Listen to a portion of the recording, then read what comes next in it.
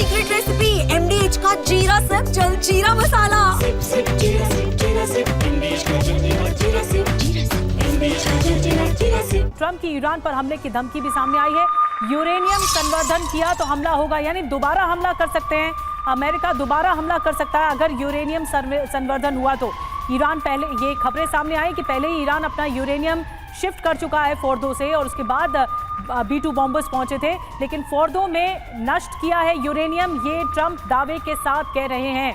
और ये भी कह रहे हैं कि अगर यूरेनियम संवर्धन हुआ तो फिर से अटैक हो सकता है। तो देखिए, अमेरिका कहीं ना कहीं अपने इरादे साफ करता हुआ नजर आ रहा है। डोनाल्ड ट्रंप जो कह रहे हैं उसकी गंभीरता को समझने की जरूरत है। और सिर्फ अमेरिका ही नहीं, इजराइल में भी बड़ी तैयारियां की जा रही हैं। इसके संकेत सीधे तौर पर मिल रहे हैं। इजराइल से आ रही कुछ खबरों के जरिए नेतन्याहू ने शिन बेट सेंटर का दौरा किया है, यह ताजा जानकारी सामने आ रही है। नेतन्याहू ने सुरक्षा तैयारियों का जायजा लिया है। शिन बेट इजरायली खुफिया एजेंसी है और यहां पहुंचकर तमाम तैयारियों का जायजा लेते हुए बेंजामिन नेतन्याहू इजरायली पीएम नजर आए हैं। तो क्या नेतन्याहू की ईरान पर फिर से हमले की तैयारी है? हम आपको इसकी डिटेल में खबर बताते हैं। ईरानी पलटवार के बाद नए सिरे से तैयारी चल रही है।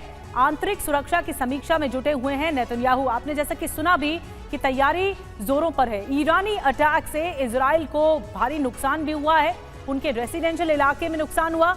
ईरानी मिसाइलों ने मचाई थी भारी तबाही। अब शिन बेट, जो कि आंतरिक खुफिया एजेंसी है इजराइल की, शिन बेट ने जो दौरा किया वो अहम क्यों है?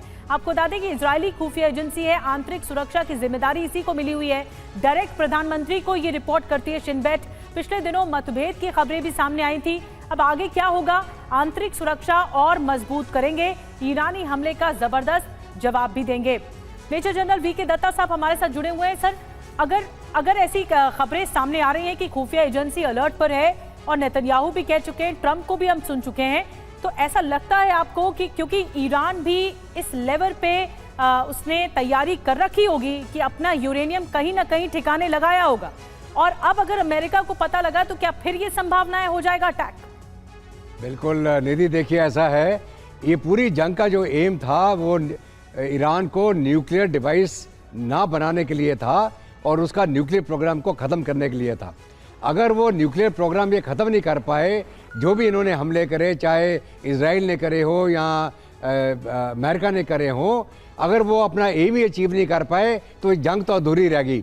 और जहाँ तक ईरान का सवाल है, उनके सीनियर जनरल्स ने बताया कि तकरीबन मार्च के महीने में उन्होंने अपना सारा यूरेनियम एक सेफ लोकेशन में शिफ्ट कर दिया था, क्योंकि उनको अंदेशा था कि ये अमेरिका या इजराइल मिलकर उनके न्यूक्लियर साइट्स पे हमला करेंगे। और अभी जहां तक ये फोर्दो का सवाल है, अभी कंप्लीट डैमेज असेसमेंट तो आया नहीं है। ये ठीक है, बम पेनिट्रेट करके GBU-57 उनका सैटेलाइट इमेज भी आ रहा है, लेकिन अंदर जाके क्या डैमेज हुआ है किसको मालूम नहीं। अगर गाजा के अंदर मीलों की जो टनलें अभी तक इजराइल ख़त्म नहीं कर पाया, तो अब ये मान के चले ईरान के अंदर भी जो इनके जितने भी साइट्स हैं जो अंडरग्राउंड है, उनका भी कनेक्टिविटी ये मीलों टनलें अंदर होगी, जहां पर ये अभी तक पहुंच नहीं पाए ना इजराइल और ना USA के जो बम्बिंग हुई।